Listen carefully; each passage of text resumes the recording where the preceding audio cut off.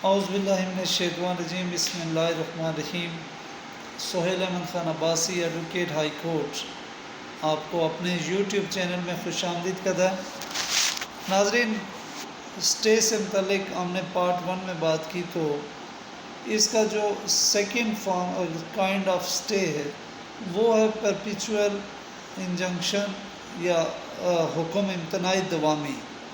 حکم امتناعی دوامی یہ دراصل یہ فائنل آرڈر ہی ہوتا ہے، عدالت کا فائنل آرڈر ہوتا ہے، جو دونوں پارٹیز کو سن کے جو شواہد ہیں، جو پروفز ہیں، دونوں پارٹیز کی طرف سے پریزنٹ کیے جائیں گے، ان کی جو روشنی میں جو فیصلہ کیا جائے گا، اور جو حکم امتناعی دوامی، یعنی اگر کسی پارٹی نے جب کیس کیا ہوا تھا تو اس کا اگر رائٹ بن گیا، وہ اپنا کیس ثابت کرنے میں کامیاب ہو گئی، تو پھر یہ اس کے لیے حکم امتناعی دوامی کا آرڈر جاری ہو جائے گا کہ جو چیز جس کے متعلق اس نے اسٹے لیا تھا وہ اسٹے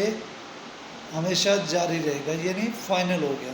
تو یہ حکم امتناعی دوامی عام طور پر فائنل سٹیج پہ ہوتا ہے، جب کیس کا فیصلہ ہو جاتا ہے۔ مثلا یہ ہوتا ہے کہ ایک آدمی نے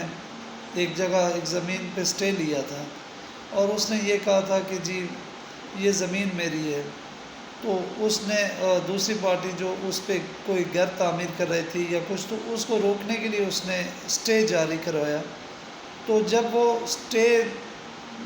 جاری ہوا، اس دوران کیس چلتا رہا، پھر دونوں پارٹیز پیش ہوئیں، دونوں نے اپنے اپنے جو شواہد تھے، جو پروفز تھے، پیش کیے۔ تو جس پارٹی نے اسٹے کروایا تھا، اگر وہ پارٹی کامیاب ہو جاتی ہے، وہ اپنا مقدمہ صحیح ثابت کر دیتی ہے، تو پھر عدالت اس کے حق میں پرماننٹ جو پرپیچول انجنکشن ہے وہ جاری کر دے گی، یعنی وہ ہمیشہ کے لیے اس کے حق میں وہ فیصلہ ہو جائے گا، یعنی وہ اسٹے ہو جائے گا، اس میں کوئی اور پارٹی یا کوئی دوسری پارٹی اس میں کسی قسم کی مداخلت نہیں کر سکتی۔ یعنی ایک قسم کی آپ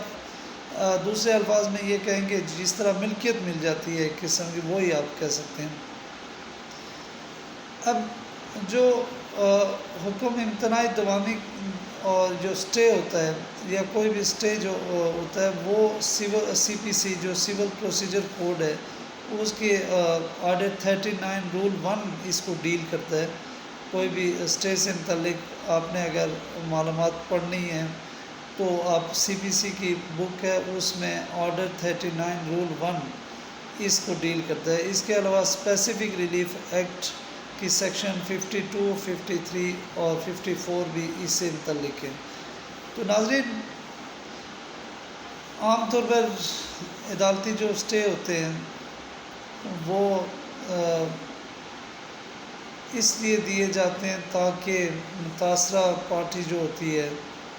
اس کو irreparable لاس نہ ہو، یعنی ناقابل تلافی نقصان نہ ہو، اور اگر وہ انٹائٹلڈ ڈیزرو کرتی ہے کسی چیز کے لیے تو وہ اس کو ملنی چاہیے۔ لیکن عام طور پر انفارچونیٹلی ہمارے ہاں ایسا بھی ہوتا ہے کہ بعض جگہوں پہ بالکل غیر متعلقہ اسٹے ہوتے ہیں، جن کا حقیقت سے کوئی تعلق نہیں ہوتا ہے، وہ وقتی وہ بھی اسٹے لے لیتے ہیں اور دوسرے فریق کو تنگ کرنے کے لیے یا اس کے کام میں رکاوٹ ڈالنے کے لیے۔ تو اس طرح کے اسٹے سے بچنا چاہیے، اس طرح کی لیٹیگیشن سے بچنا چاہیے۔ کوشش یہ کرے آدمی کہ جس کا رائٹ بنتا ہے، وہ کہتے ہیں کہ کہاوت مشہور ہے، you must go to the court with clean hands, کہ بالکل صاف ہاتھوں کے ساتھ جانا چاہیے، بجائے اس کے کہ کسی کو تنگ کرنے کے نظریے سے یا کسی کا نقصان کرنے کے لیے۔ تو یہ چیزیں عارضی طور پر تو انسان کو فائدہ دیتی ہوں گی، لیکن ان کا نقصان بہت زیادہ ہوتا ہے۔ لہذا کوشش یہ کرے آدمی کہ کوئی بھی معاملہ ہو، تھانے کا معاملہ ہو، عدالت کا معاملہ ہو، یا جو بھی معاملہ ہو، تو اس میں بلا وجہ یا جان بوجھ کے، جہاں پر آپ کو یہ یقین ہو کہ وہاں پر آپ کا حق نہیں بنتا، آپ بالکل ڈیزرو نہیں کرتے، تو وہاں پر آپ دوسرے کو بلا وجہ تنگ نہ کریں، کیونکہ یہ دنیاوی حساب سے بھی آپ کے لیے اچھا نہیں ہے، اور آخرت میں اس کا بہت زیادہ عذاب ہوتا ہے۔ تو لہٰذا انسان جو اس دنیا میں آیا ہے، چھوٹی سی زندگی ہوتی ہے، اس زندگی میں اگر آپ دوسروں کو تکلیف دیتے گزار دیں، یہی زندگی اگر آپ دوسروں کو تکلیف دیتے ہوئے گزار دیں تو میرا خیال ہے یہ آپ کو بھی کبھی سکون نہیں ملے گا، اور دوسری جو پارٹی ہے جس کو آپ تکلیف دیں گے، واللہ علم اس کو تکلیف ہوگی یا نہیں ہوگی، کیونکہ وہ کہتے ہیں جس کا کوئی نہیں ہوتا اس کا اللہ ہوتا ہے، تو اللہ سب سے بڑا منصف ہے، اللہ سب سے بڑا انصاف کرنے والا ہے۔ تو کوشش ہمیں یہی کرنی چاہیے کہ ہم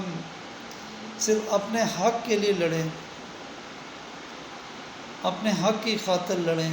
جو جہاں ہمارا حق بنتا ہے ہم اس کے لیے آواز اٹھائیں۔ اور ایک دفعہ میں ایک حدیث بھی پڑھ رہا تھا، اس میں یہ نبی صلی اللہ علیہ وسلم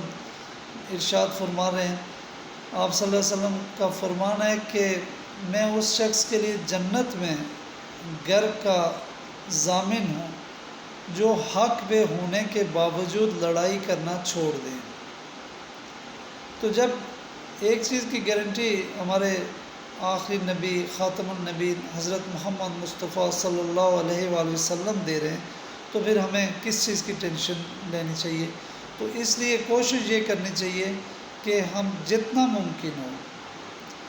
دوسروں کو تکلیف دینے سے اپنے آپ کو باز رکھیں، کوشش کریں کہ خوشیاں بانٹیں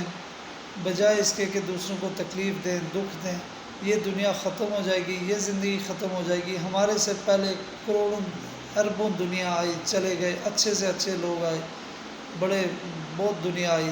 آتے رہے جاتے رہے، یہاں پر رہنا کسی نے نہیں، لیکن جو کچھ ہم یہاں پر کر رہے ہیں اس کا حساب ہم نے دینا ہوگا۔ اس لیے میں سمجھتا ہوں کہ میری ایک ریکویسٹ ہے کہ اگر آپ حق پہ ہیں، آپ کا رائٹ بنتا ہے،